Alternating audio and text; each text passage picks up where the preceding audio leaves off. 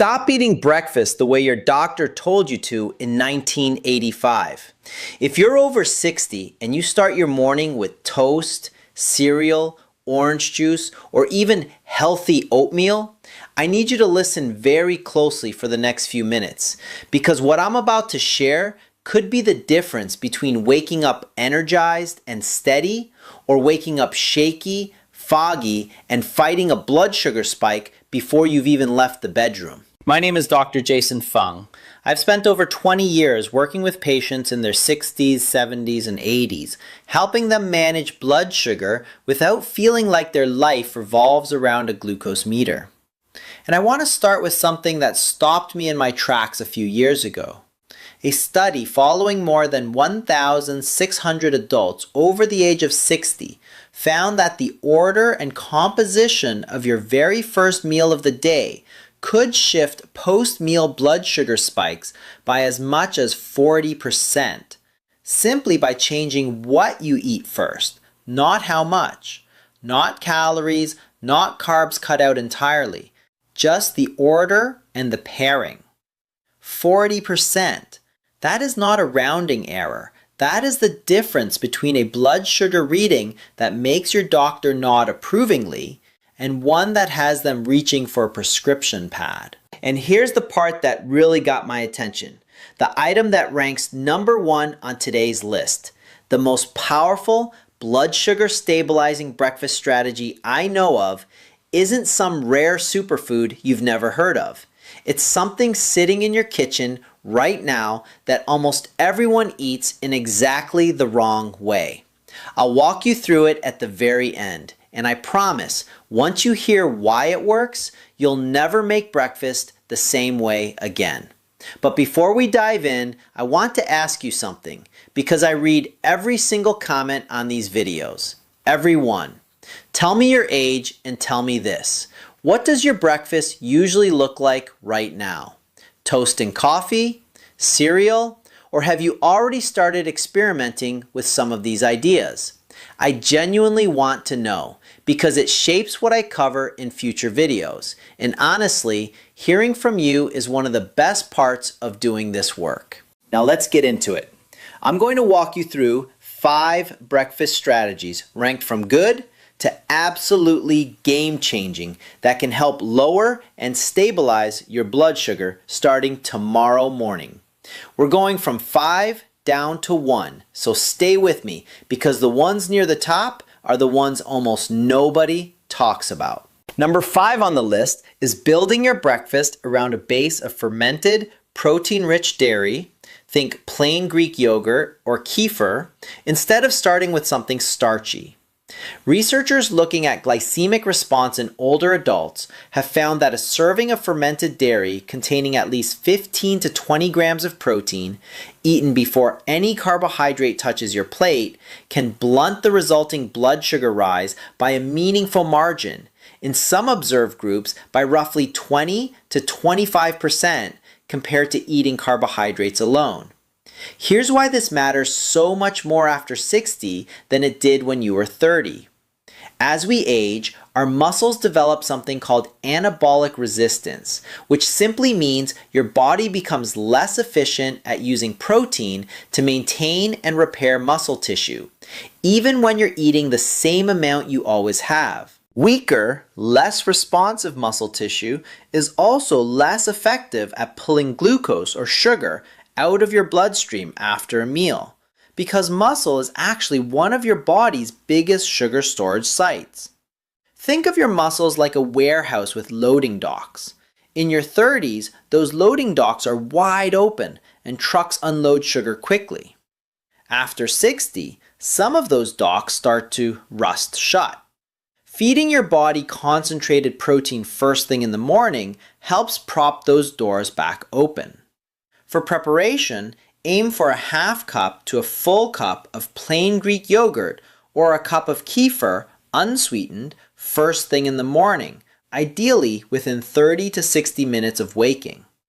The synergy tip here is to pair it with a tablespoon of ground flaxseed or chia seeds stirred in, because the added fiber slows gastric emptying, meaning your stomach releases food into your intestines more gradually, which further smooths out that blood sugar curve. I think of Margaret, 68, from a small town outside Tulsa, Oklahoma. She'd been managing pre-diabetes for 3 years and told me her morning cereal habit felt impossible to give up until she tried swapping it for yogurt with flax 3 mornings a week. Within 6 weeks, her fasting glucose readings had dropped enough that her doctor commented on it at her next checkup. And she said the biggest surprise was that she wasn't hungry again by 10 a.m. the way she used to be. Number 4 is what I call the vinegar window. Specifically, 1 to 2 tablespoons of diluted apple cider vinegar consumed 15 to 20 minutes before your meal. This isn't folk medicine. There's real physiology behind it. Research examining acetic acid, the primary active compound in vinegar, has shown it can slow the activity of certain digestive enzymes responsible for breaking starches down into simple sugars. And studies in adults with insulin resistance have recorded post-meal blood sugar reductions in the range of 20 to 34% when vinegar was consumed shortly before a carbohydrate-containing meal. Why does this matter more as we age? Because after roughly age 65, many people experience a natural decline in insulin sensitivity, meaning the same amount of insulin does less work moving sugar out of the bloodstream and into cells than it used to. Slowing down how fast sugar even enters the bloodstream in the first place gives your body's insulin more time to keep up, rather than getting overwhelmed. Picture your insulin like a small maintenance crew trying to keep up with sugar arriving on a conveyor belt. Vinegar essentially slows the conveyor belt down so the crew isn't overrun. For preparation, mix 1 tablespoon of raw, unfiltered apple cider vinegar into a full glass of water and sip it slowly about 15 to 20 minutes before you eat. Never drink it undiluted, as the acidity can be hard on your throat and tooth enamel over time. The synergy tip is to pair your vinegar water with a small handful of walnuts or almonds afterward, because the healthy fats further slow digestion and have been associated with improved insulin response in older adults. This is a good moment to pause. If this information feels new and useful to you, and I hope it does, please take 2 seconds to hit that subscribe button and give this video a like. It genuinely helps this channel reach more people just like you. People who are trying to take real control of their health without relying on more and more medication. It costs you nothing and it means everything to this channel.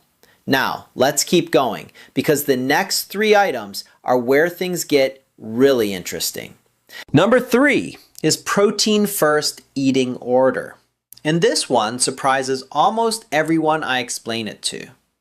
This is different from item 5 because it's not about what you eat. It's about the sequence in which you eat it, even within the same meal.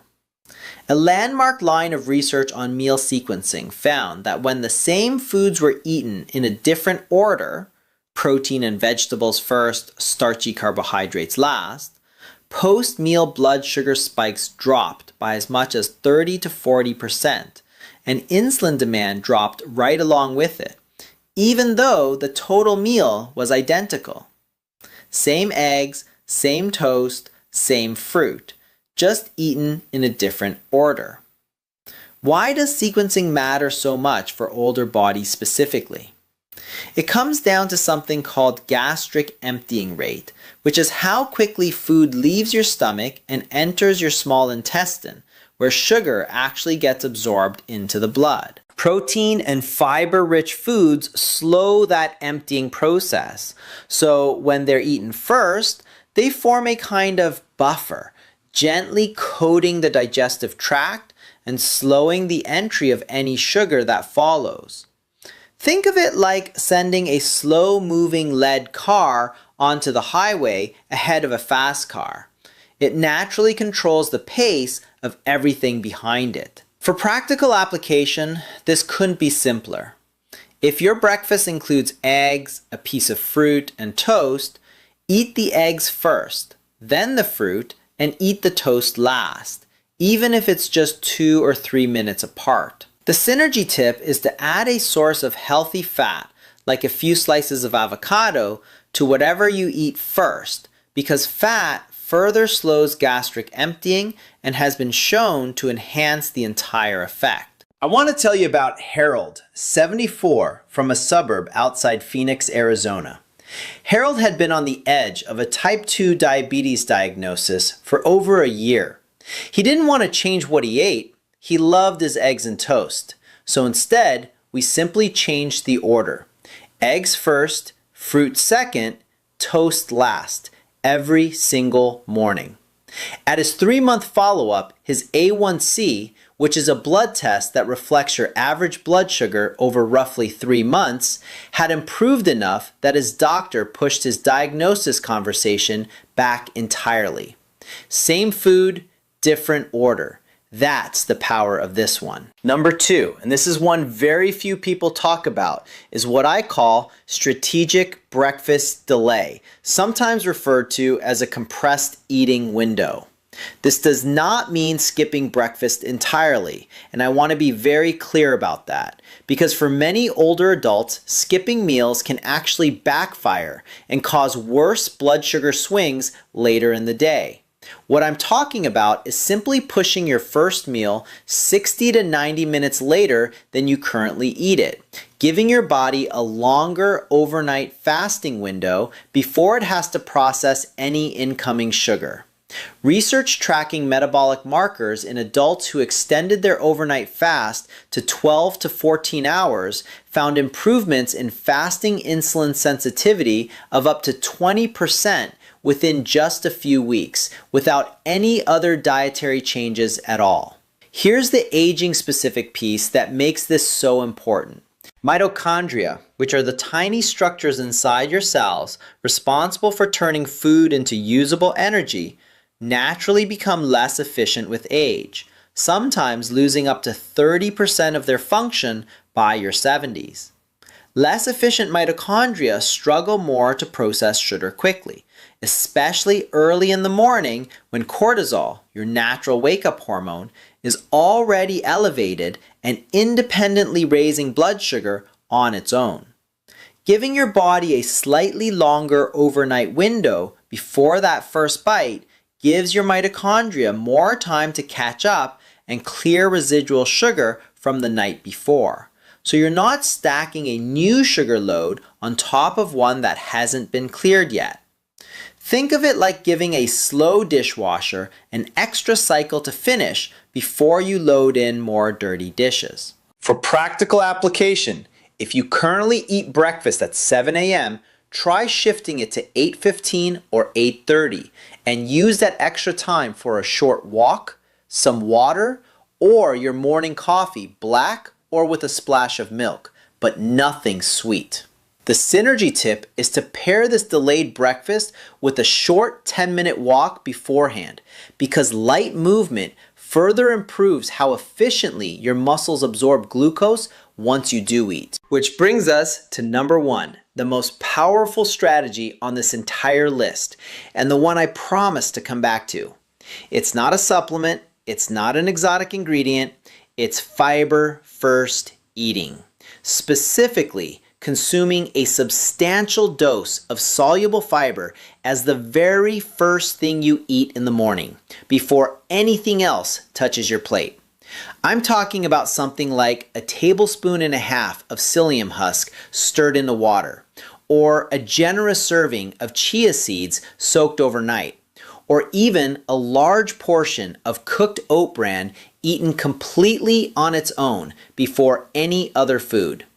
A study examining soluble fiber intake timing in adults over 65 found that consuming 10 to 15 grams of soluble fiber immediately before a mixed meal reduced the resulting blood sugar spike by as much as 45 to 50%, the single largest effect size of any single intervention researchers tested. Why does this work so dramatically, and why especially for aging bodies? Soluble fiber absorbs water and forms a thick gel-like substance in your digestive tract. This gel physically slows the movement of sugar molecules toward the intestinal wall, where they'd otherwise be absorbed quickly into your bloodstream. As we age, and particularly after 70, the intestinal lining itself becomes more permeable, and sugar absorption can actually become faster and less regulated than it was in your younger years, a lesser known aspect of the aging gut. That thick fiber gel acts almost like a physical filter, or think of it like pouring water through a wet sponge instead of directly into an open pipe. It dramatically slows how quickly everything gets through. For preparation, stir 1 to 1.5 tablespoons of psyllium husk powder into a full glass of water. Drink it immediately since it thickens fast, and wait 5 to 10 minutes before eating the rest of your meal. If psyllium isn't available to you, 2 tablespoons of chia seeds soaked in water or milk overnight works beautifully as well. The synergy tip, and this is important, is to follow your fiber with a source of protein rather than pure carbohydrate, because the combination of fiber's slowing effect and protein's blunting effect together produce the strongest results researchers observed, far more powerful than either one alone. I think about Dolores, 71, from a quiet neighborhood in Asheville, North Carolina.